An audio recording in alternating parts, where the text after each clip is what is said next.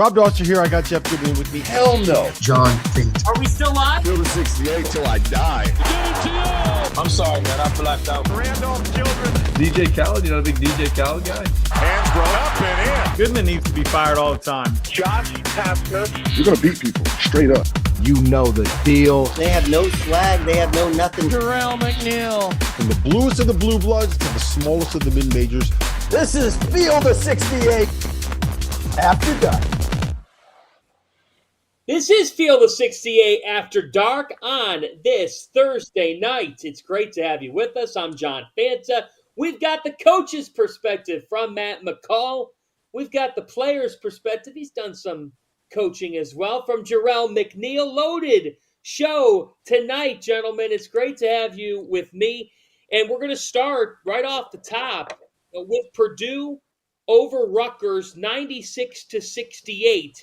Boilermakers are 24-3, and Purdue now 2.5 games up in the Big Ten standings. They've all but formally locked up this conference regular season title, which is what we expected. And I think that my opening take, Coach McCall, is this. We walked into the year and we placed the highest of expectations on Purdue. Is there not something to be said about this team not overlooking the whole regular season and just thinking about March, which could have been easy to think about, and that they've won 24 of 27 games? I think it's the most impressive thing, the fact that they have not been focused on March, because I think you see other teams across the country, and I'll throw FAU into the mix, and I know that we're going to talk about FAU in a little bit here, but you know, you watch FAU play and you see some of the struggles that they've had, and you say, hey, look, that's a team that's just, hey, we'll be fine when we get to March. And that's not the case with Purdue. And coming out of the loss to Ohio State, and everyone was like, oh my gosh, is everything okay? Everything's fine. It's a wrap. They've won the Big Ten. It's over. And I was really trying to hype up the game in a couple weeks that they play Illinois on Tuesday night on Peacock. And it is, Illinois loses last night, and it's a wrap for Purdue. And that's a credit to Matt Painter and his coaching staff, because they've kept it focused on one day, one game at a time.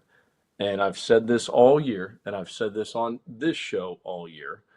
When they get to the NCAA tournament, I don't think the first two rounds are even close.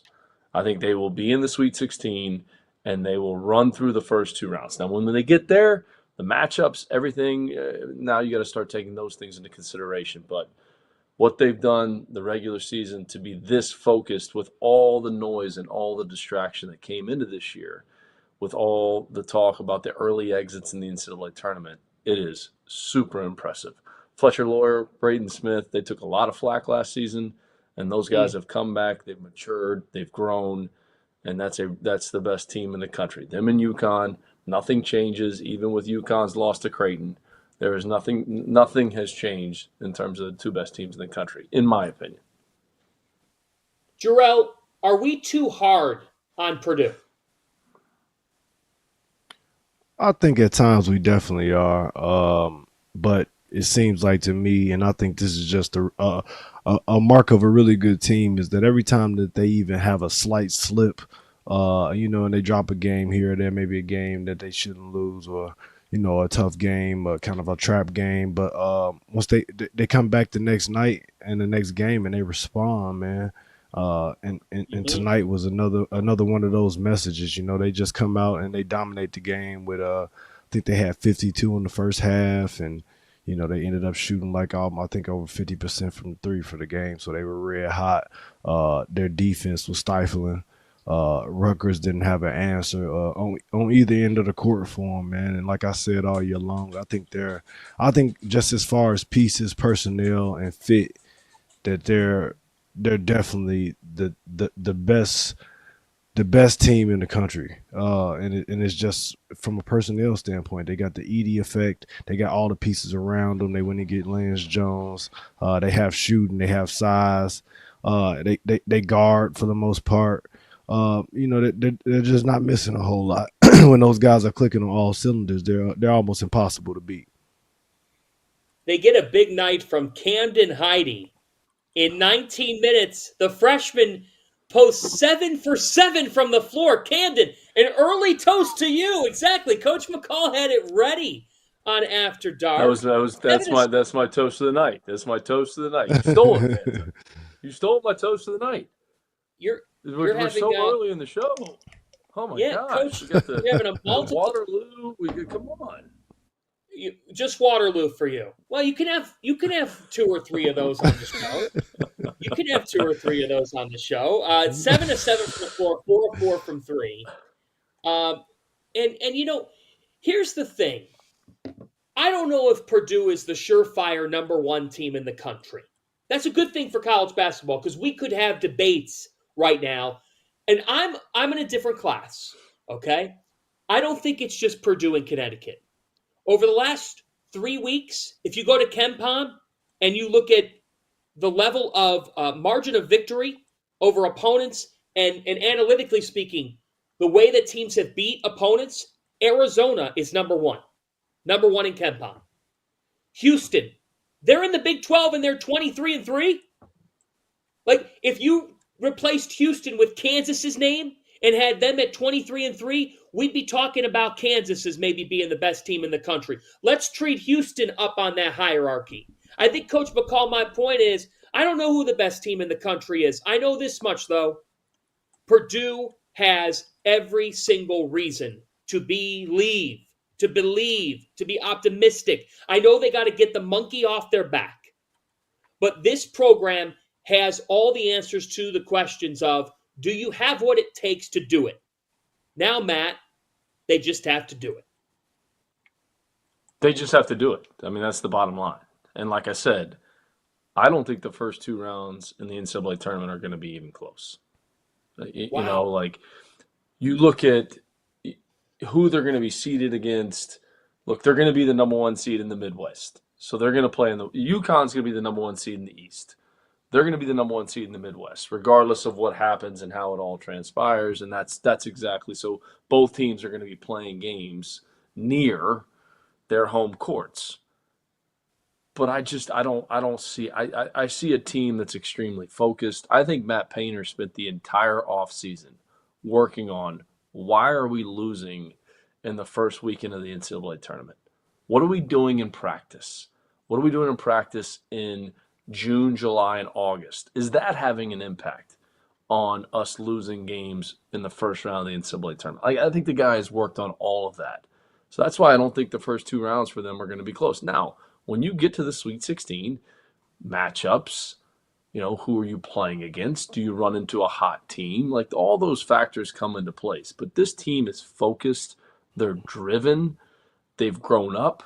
They've matured.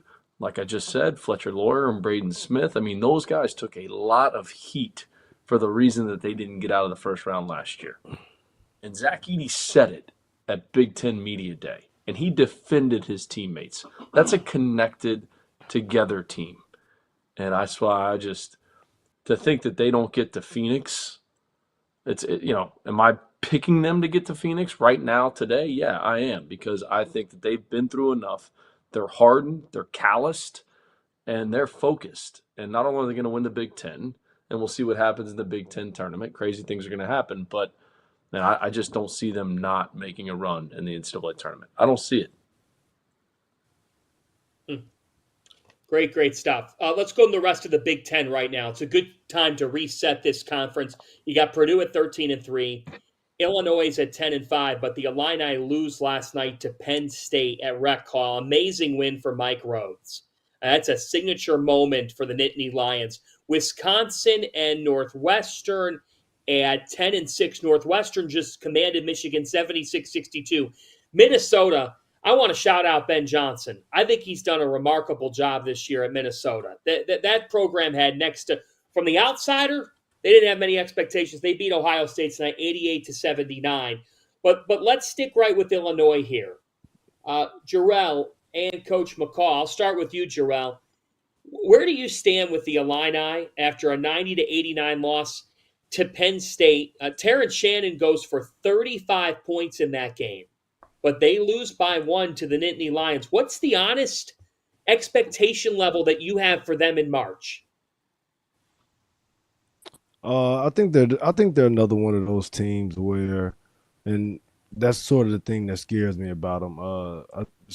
no question about it that Terrence Shannon is one of the most dynamic and electric guards and players in all of college basketball. He's a shoe-in almost night in, night out for 20 to 25 points. It's just about who's going to come to the party with him. Are you going to get consistency from these other guys who they're essentially dependent on to make plays and make shots at times too throughout the course of the game? I think they got some things that they do need to clean up, just sort of on their late game offensive stuff.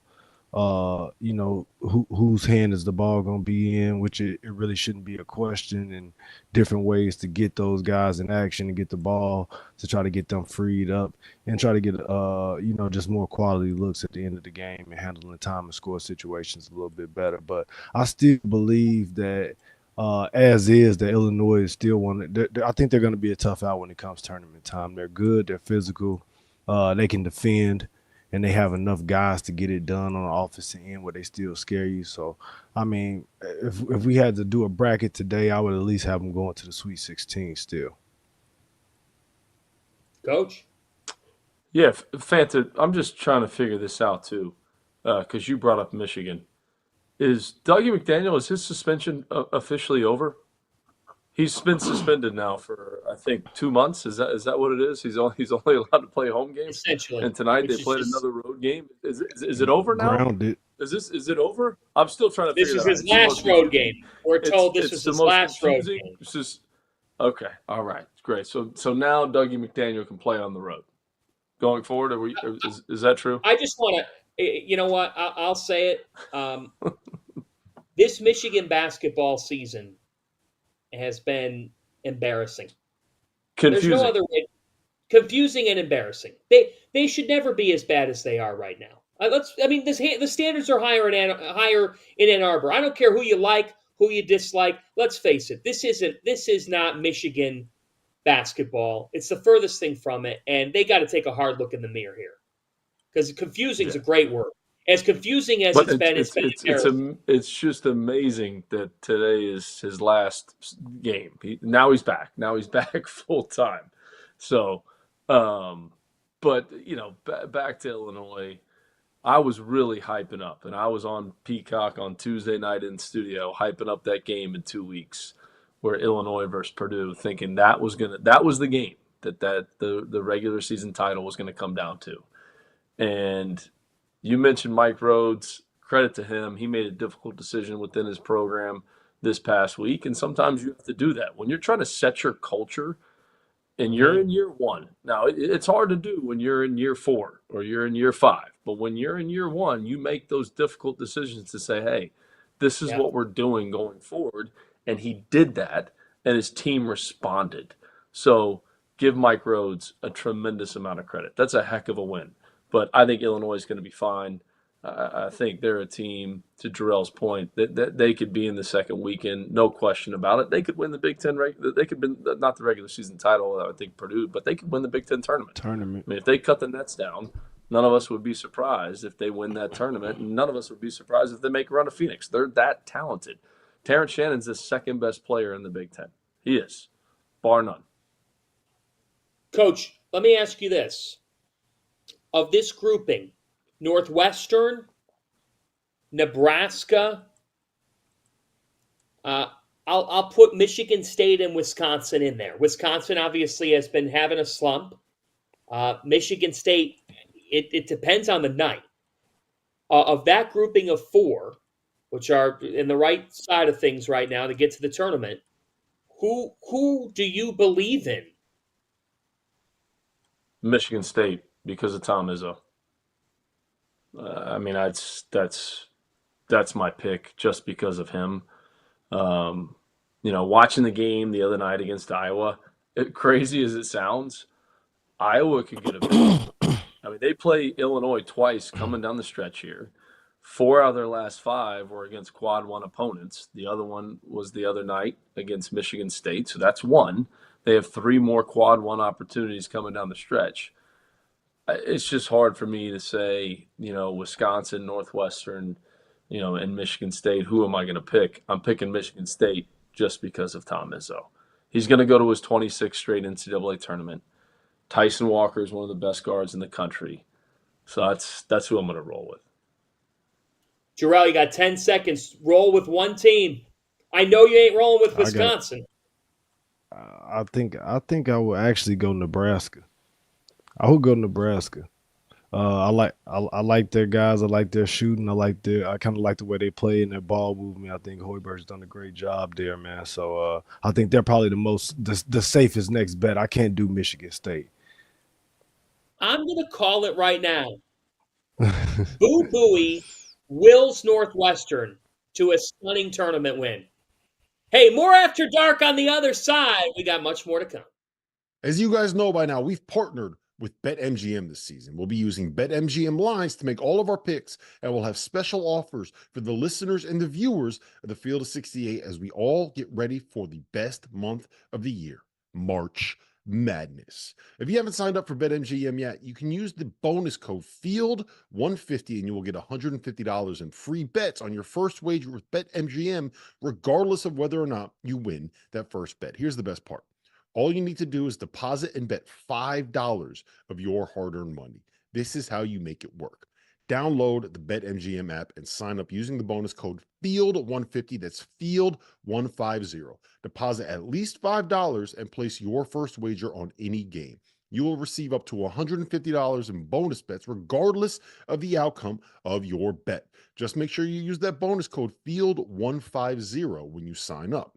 And remember, BetMGM is now available in one wallet in select states. As a New Jersey resident, this is super convenient when I have to go cover games in Philly or New York, which happens quite a bit. When you cross state borders, you just log into your existing account and fire away. You don't have to create a new account in each state. It's easy, it's simple, and it's clean. And most importantly, we have some fun stuff coming up for the conference tournaments and for the NCAA tournament.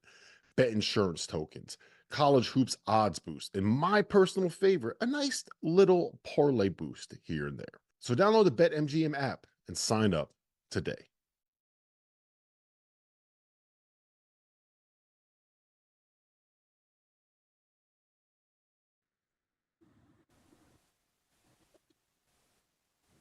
Welcome back to the Field of 68 After Dark on this Thursday night, February 22nd, 2024. John Fanta, Matt McCall, Jerel McNeal with you, whether you're listening on Sirius, watching us on YouTube or X. You know, guys, this is such a fun time of year. Before we get to the FAU Owls, who won tonight, like Coach McCall, it's fun for us. But I was talking with some coaches earlier today. The balance is happening, right? Like dog days of league play. You can see a glimmer of March is about to happen. Take us inside a locker room. What is a coach doing? What would you be doing with your group to keep their eyes on the now without getting too lost in what's ahead? Fanta, there's nothing better than being in the fight. When you're in the fight for a conference championship, for a regular season championship, for an NCAA tournament berth, there is nothing better. When you're not in the fight, that's the biggest challenge. When you're near the bottom of the standings and you're trying to keep your team focused on, hey, the tournament's coming around the corner, you know, we just got to keep getting better. We've got to keep improving. That's the biggest challenge. But when you're in the fight and you're looking at other scores around the league and you know you got a shot to win the league and your team is hungry and they're starving to win a championship and cut down some nets, there's nothing better. I mean, you're talking about where do we have to improve? What do we have to get better at? Special situations, working on them every single day in practice. You know, fouling up three, you know, down one, you know, linked to the floor with 10 seconds to go. Like all those types of things you're working on in practice. And your team's engaged, they're excited, and every single possession of every game matters. There is nothing better. You know, for people that say the conference tournament, especially if you're at the BCS or the high major level, you know, the conference tournament doesn't matter. You know, just get to the NCAA tournament. Maybe you should save your legs. No, bullshit. Cut the nets down. And Jerel can say this, like there's nothing better than climbing that ladder and cutting a piece of the net down, whether it's for a conference regular season title, a conference tournament title. There is no better feeling other than, you know, having kids, getting married. You know, my wife may hear me right now on this show, so we got to make sure that we say both of those things. But cutting nets down. There's nothing better. And when you see it and you can taste it and you're getting close to it, man, that makes practice even better. Tell me, Jerel, what's it like this time of year when you're just about to get to, like, for you, Big East tournament was around the corner. There's Yep. nothing like that week. But when you're at this stage of the season where that's on your mind, but you can't, it's easy for some teams, if they're not in the surefire regular season title race, to take an L this time of year because they just lose their focus for a night. Yep, absolutely, and it's really a case like just sort of like Matt said, it's the best time of year. I think for players, for coaches, for everybody involved, even us guys that are just covering the games now, because you go into it and in a lot of situations, I guess the toughest spot would be a team that's down at the bottom, kind of looking up, and they know, the conference tournament is kind of their last shot. Luckily enough, I haven't been in that situation a whole lot as a player, at least in college. So I had an opportunity where we were at least in the mix, where it's like, you still doing the mathematics and, mathematically possible if we get some help here and they drop a game here and we run the table or whatever it may be. Or at the end of the day, when I played in the Big East, it was the 16 League B. So, you were always playing for seeding in the conference tournament too, because the top four got the buys then. So, and that was always a huge advantage back then. So, but I mean, it's no better time in the year. I still tell people that ask me, even my players, my young guys that I coach, that there's no more memorable time I had in my career than getting the opportunity to go in and play in Madison Square Garden in the Big East tournament. It's just a special it's a special place, it's a special building, and just that aura, the history, along with everything. Have an opportunity to stay and be in Times Square for a week straight, if you're lucky, and hopefully kick some ass and go home and look at it on all the big screens outside your hotel. I mean, it's just a great feeling. At the end of the day, as a player, you get opportunity. And if you're in a situation where you're going to make the NCAA tournament as well, too, which we used to call just, let's do our work early. Let's not be going into this thing thinking that, we may or may not get another crack at it. So we always tried to, alleviate ourselves to a point where we were going to get 2 cracks at a championship. We knew we were going to get a crack at the Big East Conference Championship, the tournament at the Garden. And then, if you did your work early enough, you'll get another crack at it on Selection Sunday once the seasons come out. Let's get to down in Boca Raton tonight. Florida Atlantic back in action. They win over SMU, an SMU team that was top 40 in the metrics entering the night.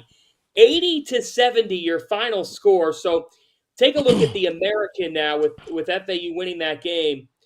They're 11-3 in the league, with Charlotte at 11-3. 2 games back, both of them still to USF, who is 13-1. Again, Amir Abdur-Rahim has done an amazing job there at USF in year 1. But FAU wins at 80-70. They're 21-6 on the season. In this victory for the Owls, Vlad Golden goes for 21. Elijah Martin posts 20. Matt McCall, your reaction to FAU's 21st win in 27 games. Yeah, I think, first of all, start with SMU. I mean, Rob Lanier is doing just an outstanding job with that program. I mean, if Amir Abdur-Rahim wasn't doing what he's doing at USF, you would say, Rob Lanier could possibly be coach of the year in that league. But FAU handled it, and Elijah Martin got back to his form. Elijah's a guy that came into this season with just so many expectations on him. And all the shots that we saw him make last year through the NCAA tournament, he comes back, he runs it back at FAU, like a lot of the other players did. John L. Davis, Vlad Golden, Nick Boyd, all of them, Brian Greenlee, all of them did.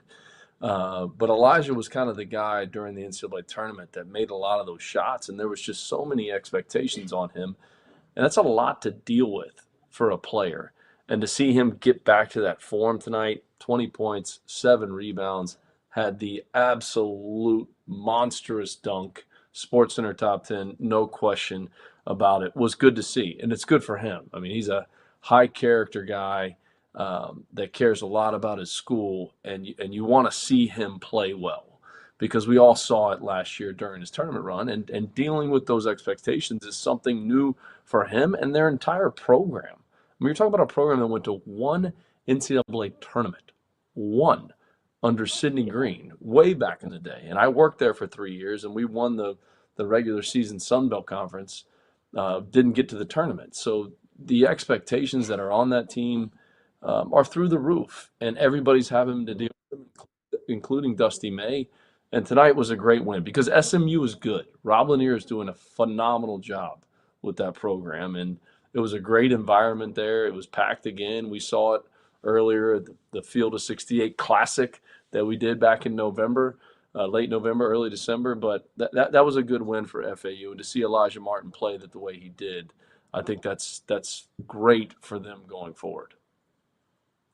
Jerel, you buying FAU to maybe be Butler-esque 2010, 2011 when they just willed their way to back-to-back title games? Can that happen here with this group? I think they got a good shot, John, and it's primarily because, sort of like Matt said earlier in the show, they just look like one of those teams to me.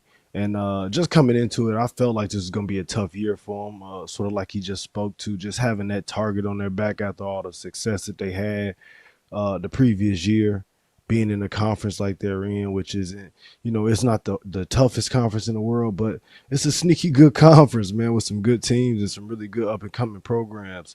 So I think it's a situation where, like, they were adjusting all year to having that target on their back and being everybody else's big game. Other teams are licking their chops when they come in to try to get a quad one win to strengthen their resume. And I thought they did a good job. They stayed in and out of the top 25 for the most part all year long. And they just looked like a team to me that's just ready to flip that switch once the postseason comes. And I think it's going to start right around the conference tournament time. But they definitely got the experience.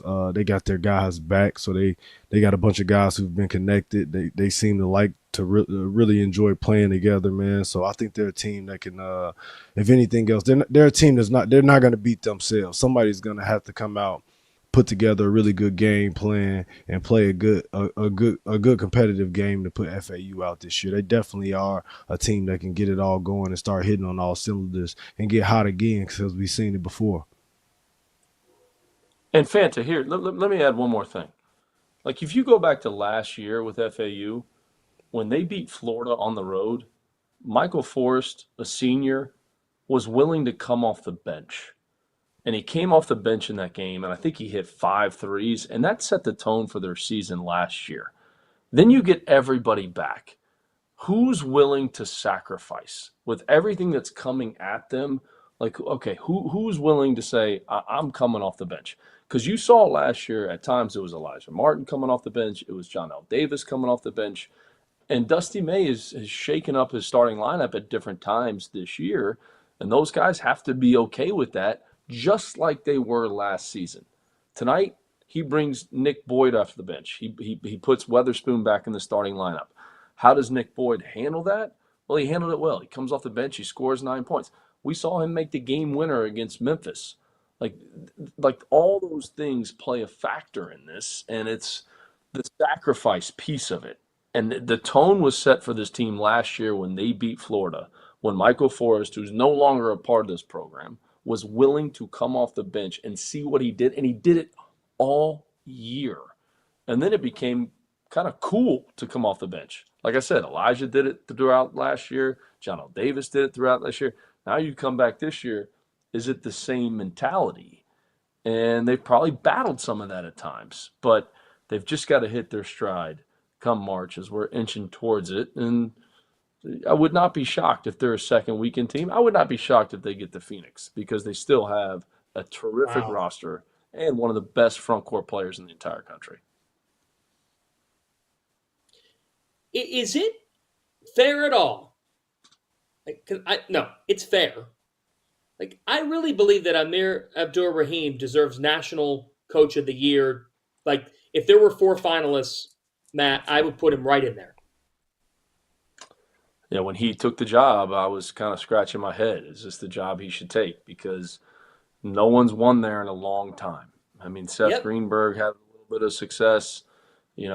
Stan Heath had a little bit of success, but outside of that, it's been a job that people have struggled to win, and it's in my home state. I interviewed for the job, 6-7 years ago, whenever it was, and to see what he did at Kennesaw and taking that program over now, it's remarkable.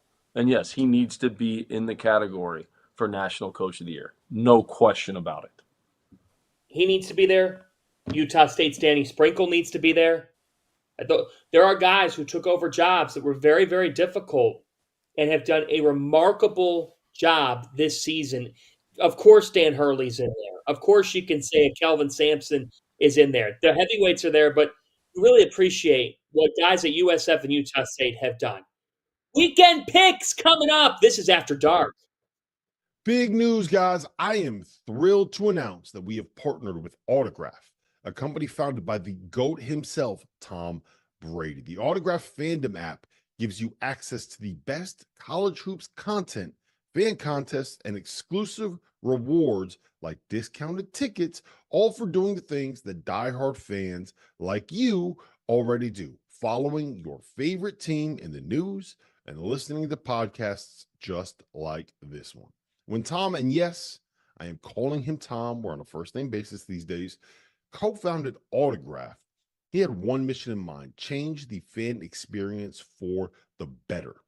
It works like this. You get all of your college hoops content you want in one place. You get articles from your favorite writers, pods from your favorite hosts, contests from your favorite creators, all on the feeds and the sites that you already enjoy. But instead of having to go to all these different places, it all comes to you in one spot, the Autograph fandom app. But here's the best part. The more content that you consume, the higher you rank in the app. As you consider to level up in status on the app, you can unlock unique rewards curated exclusively for you. So download the free Autograph app in the App Store and use the referral code F68, that's F68, or tap in at the link in the description below or in the podcast app of your choosing to start earning points for doing something as normal as listening to this very podcast. It really is that simple.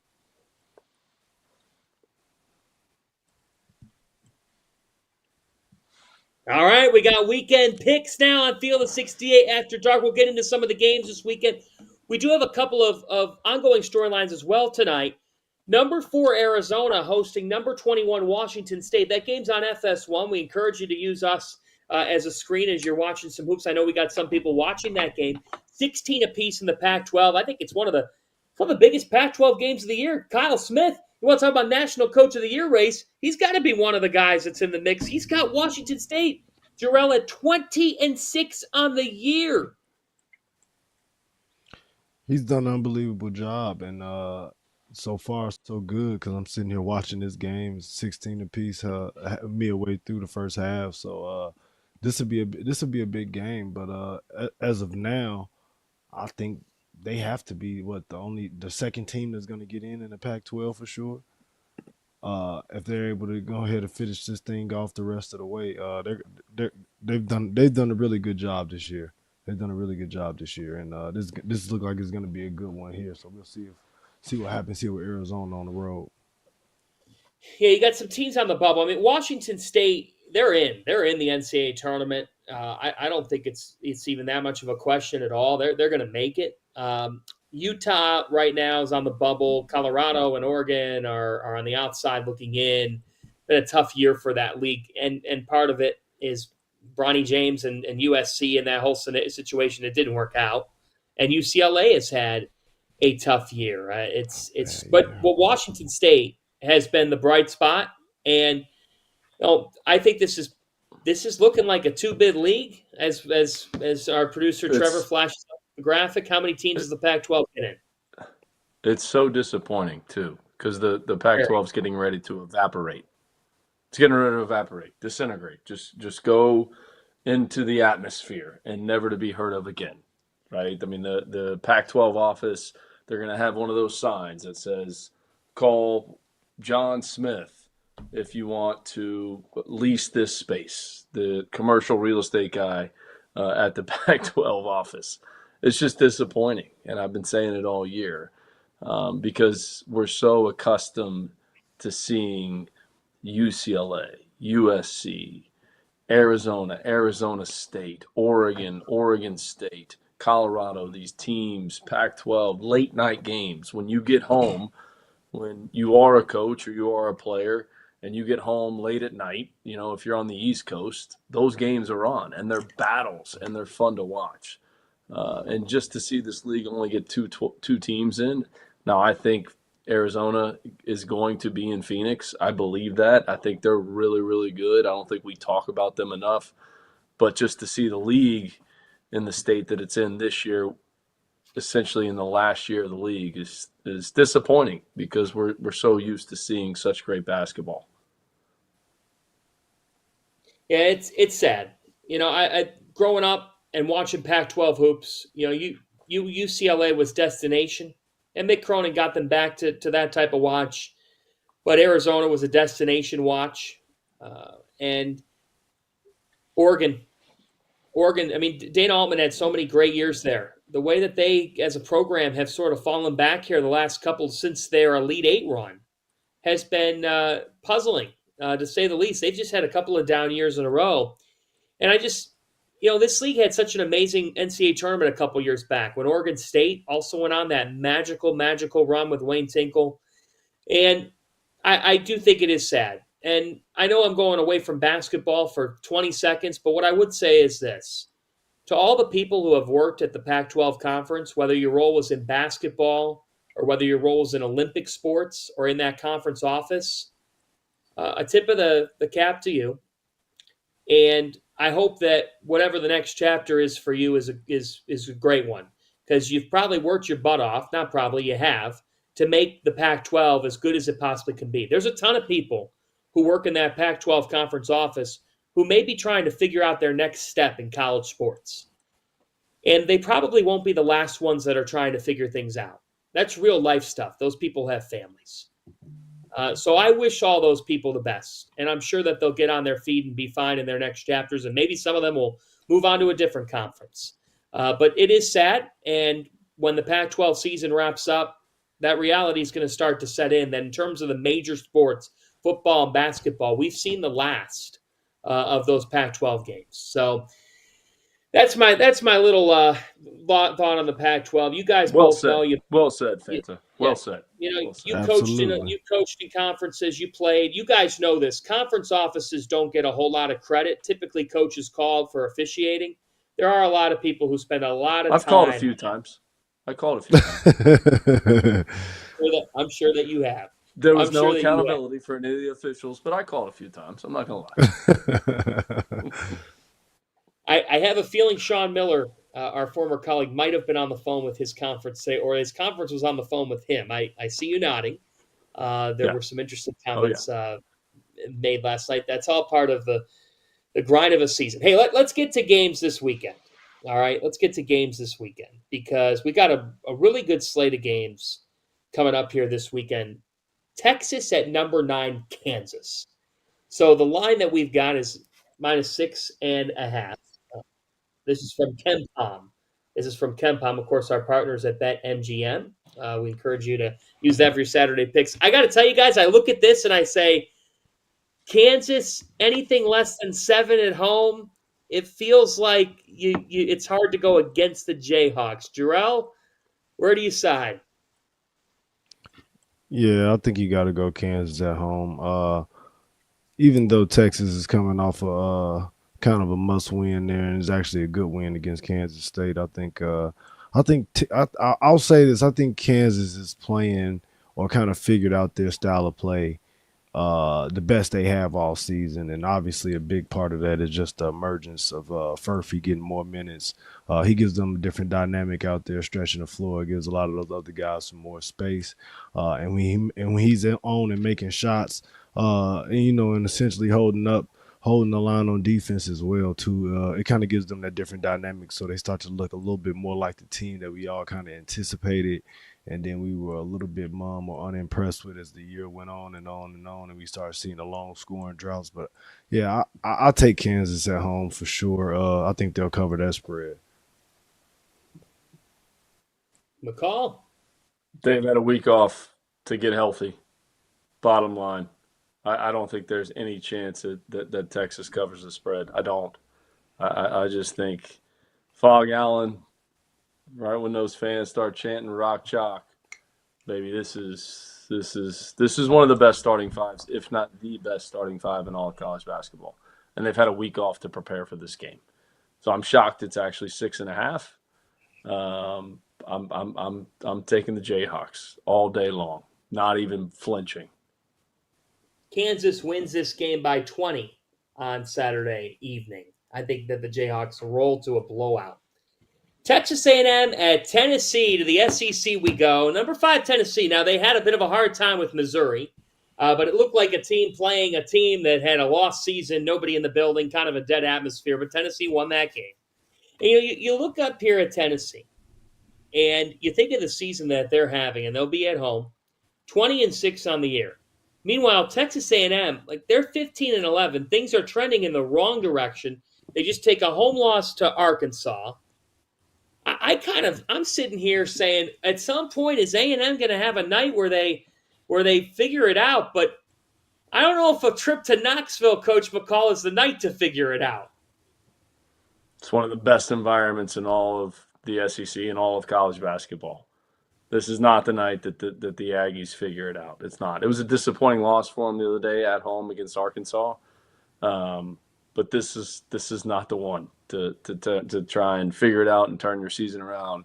Which, Fanta, if you think about this, preseason player of the year in Wade Taylor, preseason pick to win the league in Texas A&M, and they just haven't lived up to those expectations. Is it in them? Probably, but they just haven't done it. And this is not the game that they're going to figure it out. Tennessee's too good. Dalton Connect, book it, SEC Player of the Year. Tennessee's going to win this league. I don't see A&M turning it around in this game. I don't see it. Jerel. Yeah, I'm rolling with Tennessee as well too. A&M has been a bit of a letdown this year, and I don't think it's necessarily for lack of trying. Just throughout the year and just watching them more and more, they just don't have a whole lot of firepower offensively.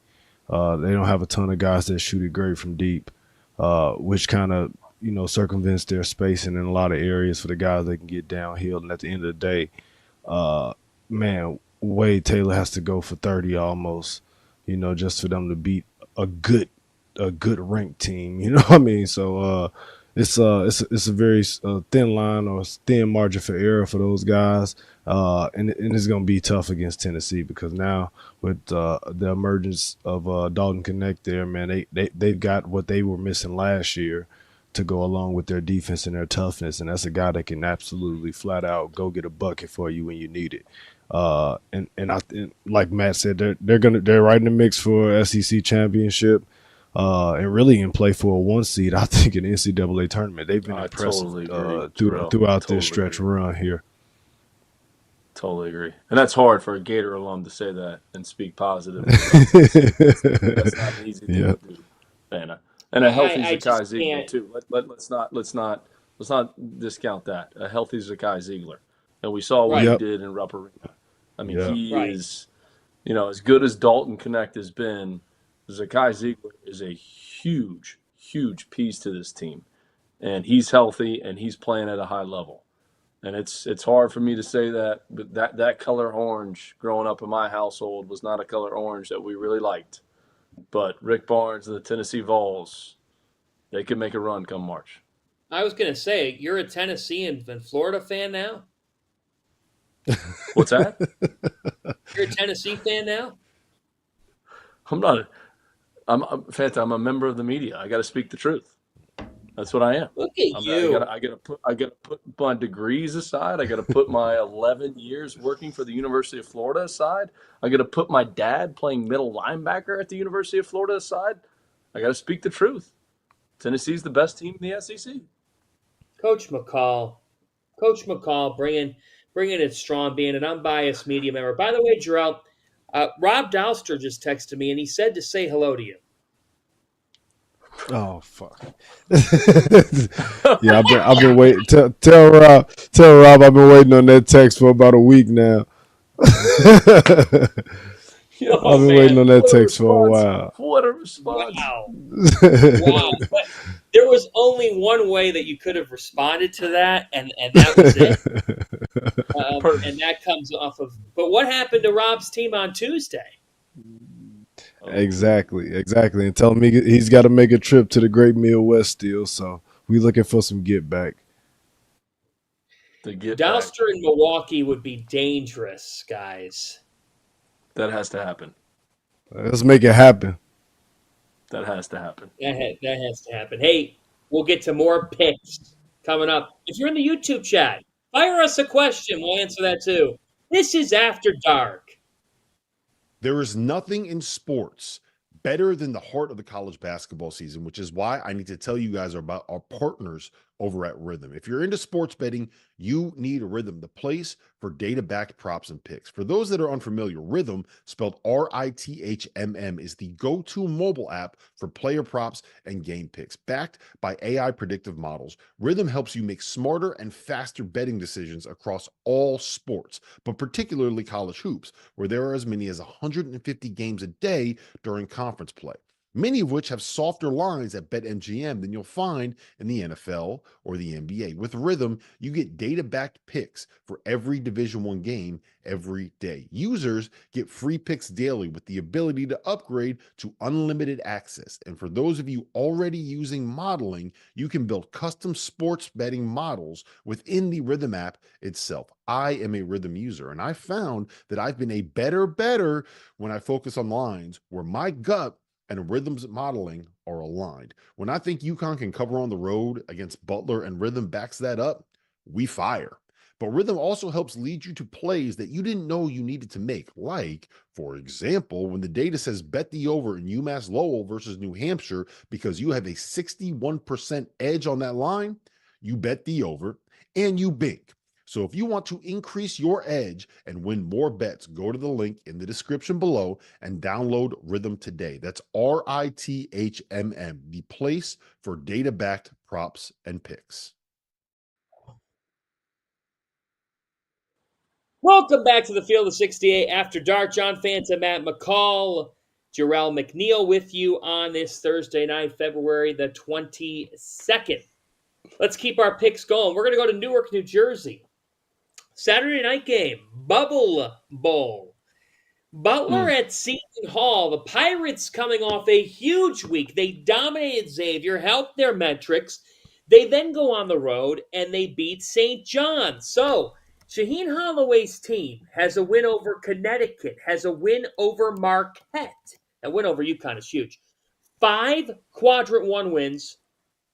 They do have 2 Q3 losses, but they're a total of 7-7 against the top 2 quadrants, and one of those wins is the best win you could have over Connecticut. Right now, they're on the right side of the bubble, but they've got Butler at home. Butler's been struggling. KenPom has Seton Hall as a 3-point favorite. Kadari Richmond, or is it Posh Alexander and the Dogs night finally? Jerel McNeal, who you got? I'm going with the Hall on this one. I think they get it done at home. Like you said, it's gonna be a tough, hard fought game. I'm not gonna lie, it's probably gonna be a Big East bloodbath. It'll probably be low scoring, real physical. So, but I think that style of play kind of suits Seton Hall. To be honest with you, even though Butler has a really good, tough team as well too, but I think they'll be able to pull it out at home, and they'll be able to get off the buzzer a little bit and start to ease off of it. Try to get a couple more quality wins here in the stretch run of the season. McCall. Yeah, they have Connecticut coming up at Connecticut in a couple weeks too. I mean, I'm going with Seton Hall at home. I just think they get this one done. Shaheen Holloway and his staff, they know how important this game is. That win over UConn is their trump card. And this is one of those games where, hey, look, we're trying to solidify ourselves in the NCAA tournament. So we just got to go out here and handle business. We're playing at home. You know, this is our game. Let's go out here and do it. Let's not overthink this. Let's go out here and play harder than the other team. Let's play with more effort. Let's play more together, and let's get this done. And if they do, I think the whole bubble talk will kind of be subsided a little bit, and Bingo. that's the most important thing in this game. Go take care of your business and get yourself in the NCAA tournament. So by winning at St. John's on Sunday, Seton Hall, for the time being, got on the right side of the bubble. You win a game like that, you want to then parlay it. You want to be able to move off the momentum. You've had a week to prepare, a week off. You are an NCAA tournament quality team. I'm going to tell you why in a second. Seton Hall should win this ball game. First off, they beat Butler at Hinkle Fieldhouse earlier this year. They've beaten Butler the last 3 meetings. Shaheen Holloway has really commanded Thad Matta's team here. Seton Hall's dangerous. Kadari Richmond is an elite guard. When he turns on the Jets in the lane, he's unstoppable. Alamir Dawes has taken off in conference play for them. He is a bucket getter of a shot maker. He can get hot, microwave, extra butter popcorn. That's how Dawes gets cooking, if you know what I mean. Dylan Adewusu was a good transfer portal ad. Dre Davis stretches the floor and is physical. He's Mr. Steady. He just plays. Very steady basketball. Defends. He's a grinder inside. He gets after it. He can back you down. He can post you up. To me, the guy who's not getting enough credit for this Seton Hall team is Jaden Bediako. Transferred in from Santa Clara, has been fantastic for them at defending, has rebounded the heck out of the ball. He's among the leaders in the country in offensive rebounding. I like Seton Hall in this game. I like Seton Hall to make the NCAA tournament, and I think Seton Hall's a plucky pick, a sleeper pick to potentially win a game. You know who knows how to win in the NCAA tournament, Coach McCall? Shaheen Holloway. Does he ever? But I'll say this. Them winning at Butler already, this is the biggest, this is the elephant in the room, okay? You can't say, hey, we're going to be okay because we already beat them at their place. Bingo. And that's what Shaheen Holloway's message to his team. Like, we're not okay. I don't care that we beat them at their place. We're not okay. We have to take care of business at home. Like, oh, we'll be fine. We beat them in their building. No. We have to take care of business because we have an NCAA tournament berth on the line right now. Like, that's the biggest challenge for this team is those guys understanding that, hey, what happened a few weeks ago has no bearing on this game today. And that's the message that Shaheen Holloway is telling his team right now. Let's get to our next pick. Trevor Valise, cue it up. It is in the ACC. North Carolina is a 3.5-point favorite at struggling Virginia. 3.5 points. I'm tempted to take the favorite there because of how bad Virginia's been. But then I feel like Virginia at some point is going to take it personally and put together their best performance of the season against Carolina. Ooh, Jerel, where are you falling on this one? I'm going Carolina. Virginia, I think their best performance of the season. I think they kind of they ran out of bullets. I think that they won't play better than they did against Miami a couple weeks ago here. And at the end of the day, I just don't think that they'll be able to manufacture enough points to beat North Carolina. And I don't think that. I mean, I know they're top 2 defensive team in the country and the best defensive team in the ACC. But I don't think they're not going to hold Carolina to 50 or 60, 40 or 50 points for the game. And I think they'll have a hard time outside of Reese Beacon putting together enough points to beat Carolina, even though that they are at home. But eventually, I think Carolina's physicality around the rim will win out for them. So I'm taking Carolina. Fanta, of all the games that we're picking tonight, this was the hardest one for me. I agree with you. This was the hardest one. I want to take Virginia. I do. I want to say Tony Bennett gets it done. It's a home game. They're going to have a great crowd. I want to take Virginia. But I just think Carolina's talent wins out in this one. I think the talent wins out. I do. I think Armando Bacot, he's in his 17th year of college. And I just think that the talent of Carolina wins out in this game. I want to take Virginia, but I just can't. I can't. I got to take the heels. You disagree with me, I can tell. Or you agree with me and you're trying to figure out, because you're in the same boat as I am right now, Fanta. You're in the same boat. You want to take Virginia, but you're not going to. I know you. You're not going to. You don't know me all that well. Give me the Who's on Saturday. Give me the Cavaliers. Tony Bennett. Don't let me down. All right? Your team's going to show up. They're going to have a big-time crowd. You're going to put North Carolina in a blender. You're going to make the Tar Heels eat your lunch. Give me UVA. I'm on the train. Plus 3.5. Give me UVA. I don't know if they're winning the game, but I know there might be a 51-48 game, and I'll take the Virginia Cavaliers. And guess what, Virginia? If you let me down this Saturday, you're going to hear from me next week. I'm going to have some not-so-kind thoughts. 51, Give me UVA. Fanta, 51-48, you're going to be dialed into that game? You're excited about that? 51-48? You're like, yeah, let's go, man. No, I won't be dialed in, but I'm just making a pick here. Tony Bennett's going to show up. Tony Bennett is going to put together a masterpiece of a response, which brings us to Vaulted. Vaulted is an app that allows you to participate in daily cash prize pools without an entry fee. It's the place for you to store your own predictions forever. And by using the Vaulted Challenge feature, you can prove you're smarter than your friends. Go download the Vaulted app, spelled VLTED, to challenge your friends, store your predictions, and join daily cash prize pools without an entry fee. Here is my Vaulted challenge for tonight. Virginia beats Carolina on Saturday. Do you guys accept my challenge? No.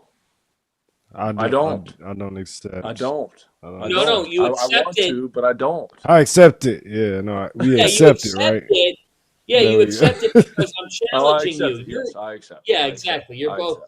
You're accepting. One more pick here, 30 seconds for Villanova, UConn. Duke, Wake Forest. Duke is, wow. They're just a 1-point favorite at Wake. Jerel. I think I'm taking Duke. Although I do think it'll be a close game. I think it'll be a close game. Is Proctor out? Is he playing? I'm not sure about that, but Wake Forest can fill it up. They can get hot from the outside, but I think Filipowski will be the X factor. I'm taking Duke on the road. I'm confident in it too. Give me Forbes, Steve Forbes, Wake Forest. No other comments. The Forbes is at home. Give me my man Forbes. I'm taking the Deacons. It's my dream to someday hit a Pizza Hut lunch buffet with Steve Forbes, just the two of us in the Pizza Hut. Can I come? Of course you can. Coach Forbes, I'm riding with you in Wake to shock Duke. Hey, last calls on Stadium next for all you on Sirius. So long. This is